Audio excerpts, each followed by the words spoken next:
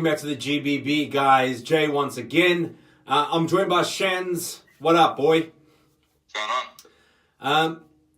A few changes, actually. Guys, this is obviously a video to do with Jose Mourinho being sacked. Positives and negatives that can come from this. Shans, let's kick it off by just your thoughts on the decision, whether you think it's the right decision, the wrong decision, or how you see this is going to affect Manchester United. It was an inevitable choice. He was going to be fired at some point. Whether it's come at the right time or not is pretty much superfluous to our season as it stands. But in the end, I think it will be a good choice for us. I mean, we couldn't see him going past his 3-year marker, and he's got his money in his pocket. He's off to a beta or whatever it is. Mm-hmm. What needs to happen moving forward is the re-establishment of the dominance of United in the Premier League. Yes, the dominance that we thought we were going to have with Mourinho coming in. And after finishing last season in second place, you would have thought that we would have been pushing for better and better positioning. And if not winning the title, giving it a better crack than we did last season. Obviously, City had an absolutely dream season, but that doesn't mean that United couldn't have tried something a little bit better than what we've seen so far. There's obviously a few points to get to with Mourinho sacking. When we talk about us pretty much being free of a manager that's brought criticism on the club, if not generated by himself, but by his own comments, created a lot of pressure, a lot of disharmony, and just a lot of questionable things in press conferences and comments put into the media by Jose himself.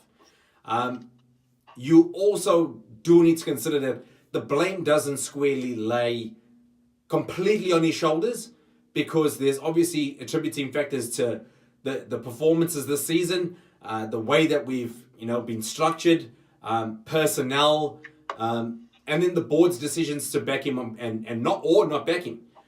Like we've said in a few different videos, a few different previews and post-match reviews, Mourinho was pretty much his worst enemy, but it wasn't obviously all his own fault. But when you don't sort of smooth things out across the board to take the blame away and take a bit of the pressure away, you just feed into it constantly. You create this media storm, which Manchester United have become an absolute social joke because of all the pantomime and all the non-stop, problems that are being created by him poking and dissing people and calling players out and saying that he's not getting backed. When what you could do is do all that behind the scenes and put on a facade, if you have to the media and to the public, so that you don't get the scrutiny and all the pressure that comes with that. He didn't give himself much opportunity to stay in this job any longer than the 3 seasons or the 2.5 seasons that he was here. He pretty much put the nails into his coffin, but everyone else around him were the ones nailing them in. Because by getting offside with the players, he puts the nail there. The players absolutely hammered it in because, he doesn't have the finesse to manage people in the right way. He blatantly calls him out in the media, and that's exactly what happens. Then he obviously goes into press conferences and he's combative, he's prickly, he's not a nice person to have to deal with. So then the media puts drives the nail in. Then he backstabs, or he talks about the board not backing him and him not getting the players that he wants. And then the board are driving the nail in. And they are ultimately the ones that make the decision, and off with his head. So Mourinho's done himself no favors, but it's those around him that also have to be culpable for where United are. Arguably, the players take a significant portion of that blame, because it's them that are on the field and they're the ones out there performing. It's not Jose Mourinho that concedes goals. It's not Jose Mourinho that's not scoring goals.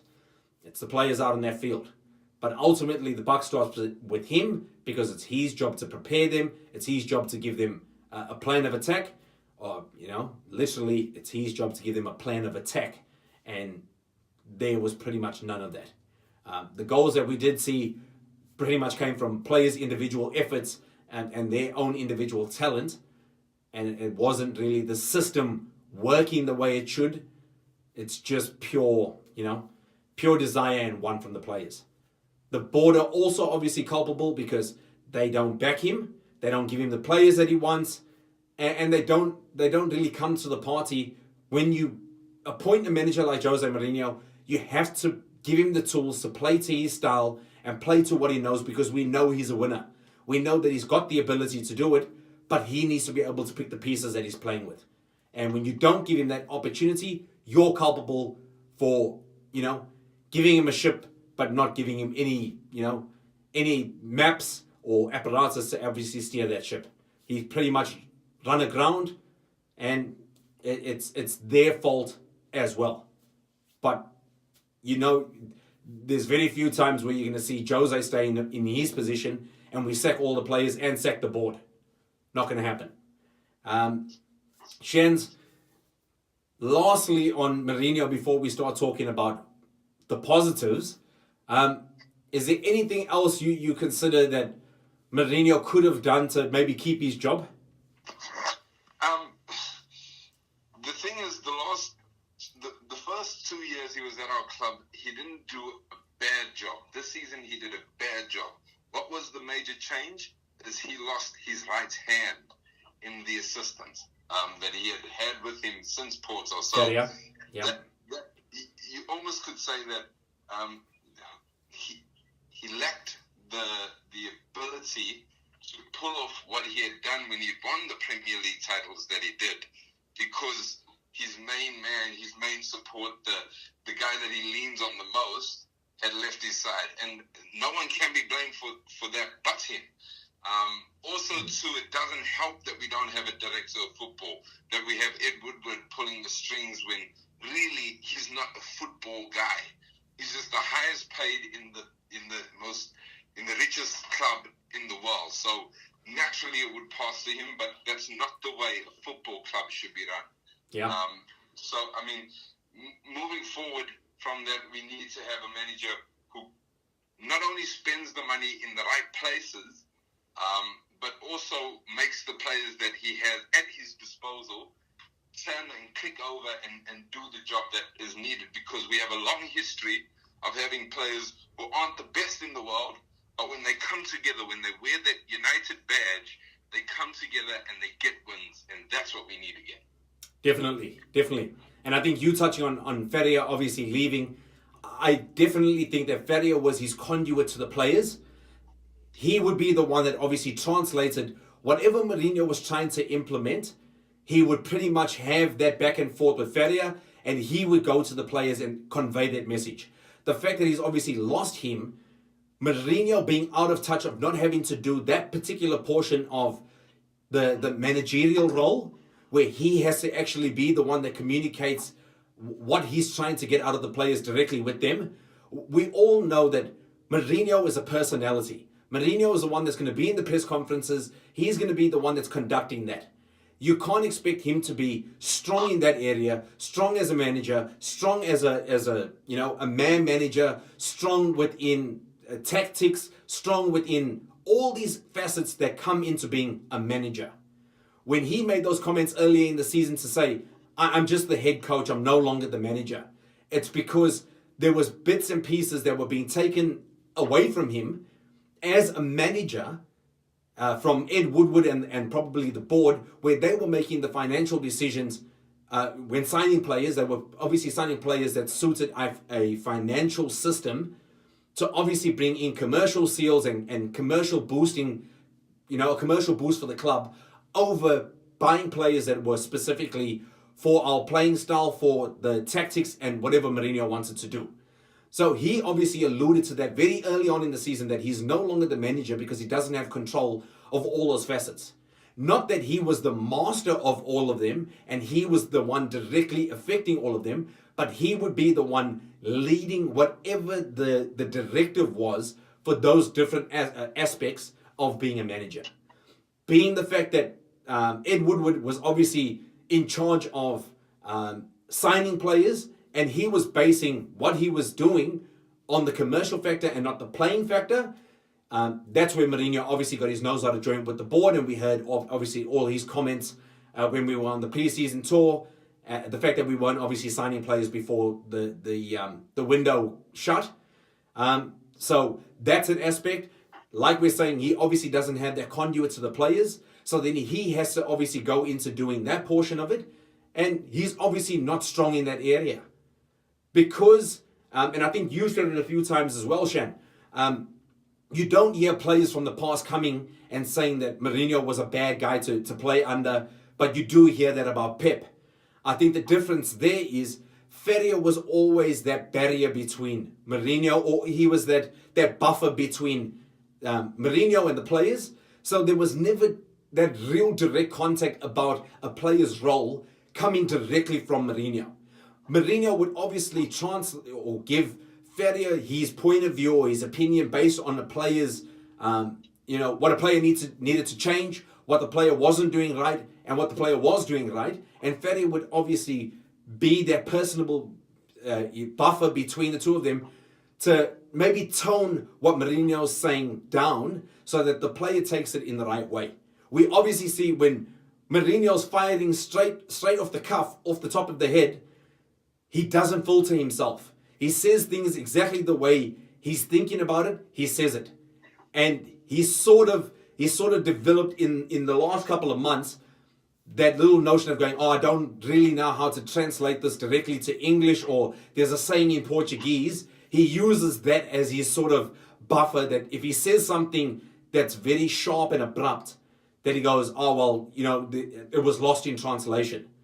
He never used to say that before. That's something since he's been at United and since he's lost his right-hand man, he's sort of reverted to using that line, I'm going to try and translate this to English, or in Portuguese we have a saying. He uses that as a bit of a tool to navigate the portion that he doesn't have that filter or that ability to, come off a little bit more subtle. We know he's blunt. We know that when you get him out of his element, he's not a nice person to deal with. So all that being said, there were a lot of breakdowns that contributed to where United stand in the ladder at the moment, and the fact that Mourinho has been sacked. So outside of that, let's look at the positives. We're not going to see the style of football that we've been complaining about all season any longer, hopefully. That's obviously going to depend on who gets appointed. Carrick's obviously going to be the interim manager and taking training for the next 2 days. But there's a caretaker manager that's going to be coming in that's external, as far as we've heard from the club. So somebody, Chance, who are they saying could be coming in as this caretaker manager? Right. Well, in terms of the odds, which are a good barometer for what the club will do, the number one man, the name on everyone's lips, and it's a complex name, but a name you know well, Ole Gunnar Solskjaer, 6-4. That he could come in and take over for the interim, and that wouldn't be a terrible appointment. He's won titles at Mulder. Yes, he didn't have the tools or the structure to be able to do anything worthwhile at Cardiff when he was in the Premier League, but him knowing the club, him being an ex-striker, he'll look up to that super sub even as a coach coming in late in the season if he does do a job for us. Next up running, you've got realistic long-term managers, because one, they're out of a job, and two, they can win things, in Laurent Blanc and Zinedine Zidane. 9-2 odds that they could come in. Both of them good options, both of them good picks, both of them with the quality, experience, and the ability to deal with bigger name players, the likes of Pogba, which, as we've seen, can be a poison chalice in their dressing room. Yeah. A dream pick for me, and unlikely, but still a possibility at 16-1, Mauricio Pochettino. He's doing the business as far as they're concerned at Tottenham, because he's working with a shoestring budget, one hand tied behind his back, with Daniel Levy being the CEO of that football club, but still managing to make not only his stars fire, but bring up the youth and on a holistic level makes his players play well. Outside chances, Antonio Conte and Leonardo Jardim, which is not unbelievable that they could come in. But my fear with Conte is we might just see a repeat of Mourinho's year this year, and we can't waste time doing that. It's not only detrimental to this season, it's detrimental to the next 2 seasons if that happens.